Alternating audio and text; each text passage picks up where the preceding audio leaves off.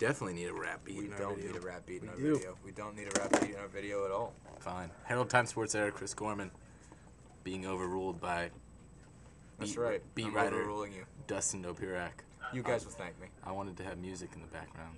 I voted it down. He did. It's a bad idea. Fine. Let's move on. Football today. You were there. I was there. What did you learn? Well, Let's go football first. I know it's a basketball school. It's Indiana, all that, but and let's it's go signing football day first. and all that kind of stuff. Football first. Football first. What can we talk about? Well, did a story on leadership, basically, and on the seniors and what they're trying to do in these last 2 weeks now that they're at the point that if they lose again, their college football careers will end on November 21st with the game against Purdue.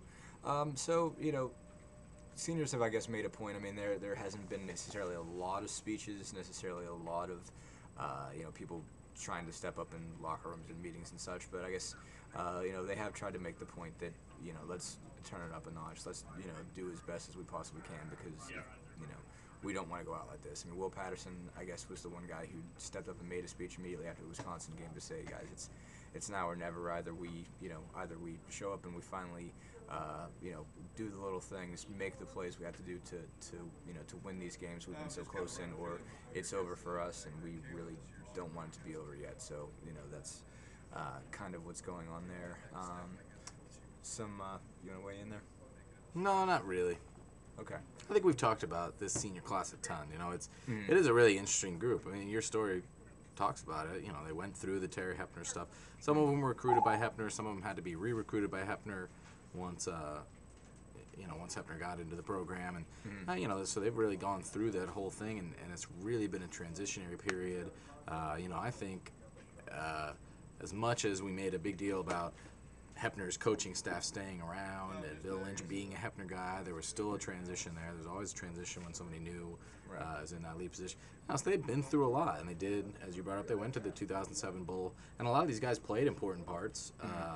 They also had a guy like Kellen Lewis, who was a big part of their class, or a big part of that group, and he left. And so they've been through a lot together, and, it's a group that I know we've, I guess not you, but those of us who've been around a while, you talk to Brian Payton for a long time, or you talk to Austin Thomas, and they're just good, really solid kids. Yeah, Jamie Curlew, good, solid kids who really wanted to change the culture around, and found out how hard it is, which is part of going to college. You find out how hard things are. Right.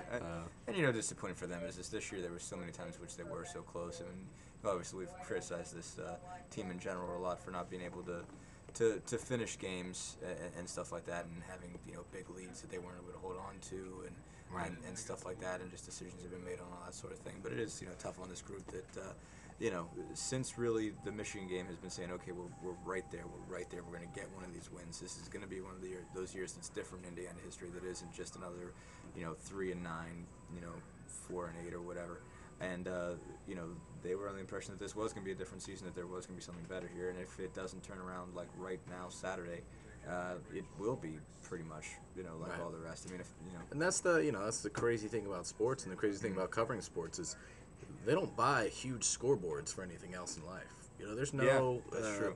There's no huge scoreboard where keeping track of how the IDS kids are doing, or how we did when we were trying to develop it.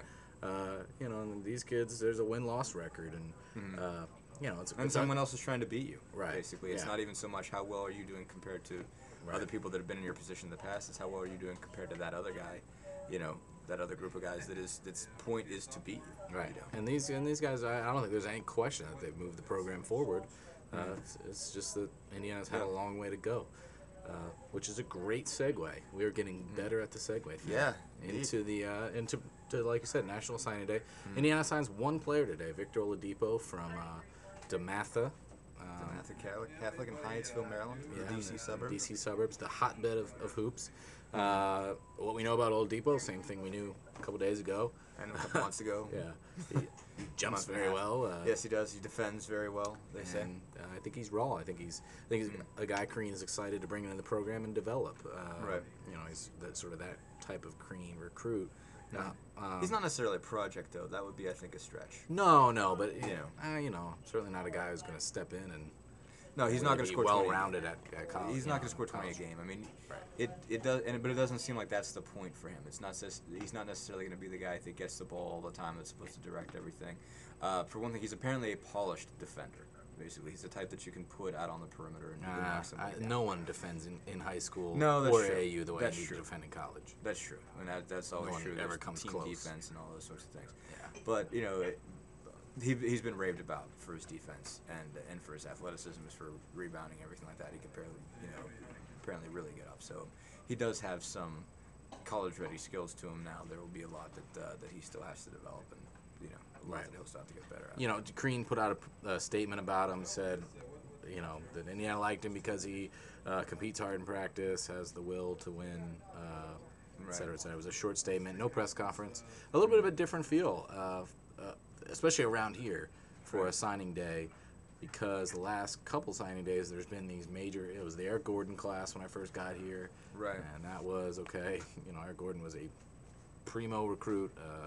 Kid from Indiana that they had taken from Illinois, really sort of signified this. Okay, Indiana's back. Here's this new Indiana, and then they got Devin Ebanks not the year after that, and Ebanks, as we all have seen now, has turned into a terrific player for West Virginia. Yeah. And then last year, of course, the class that we're about to start seeing Friday, Christian Watford, Maurice Creek, those guys, a big class again, sort of.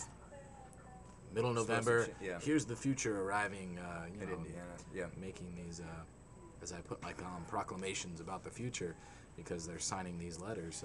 I saw a different feel today. David Williams, a player who, a little bit like Oladipo, I think, in a lot of ways, in that he, nobody I think who's looked at him.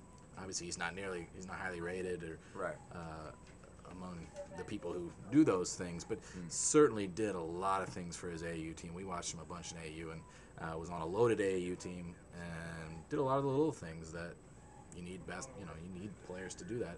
Williams, we haven't been able to get his story. He just said he's not going to sign with Indiana.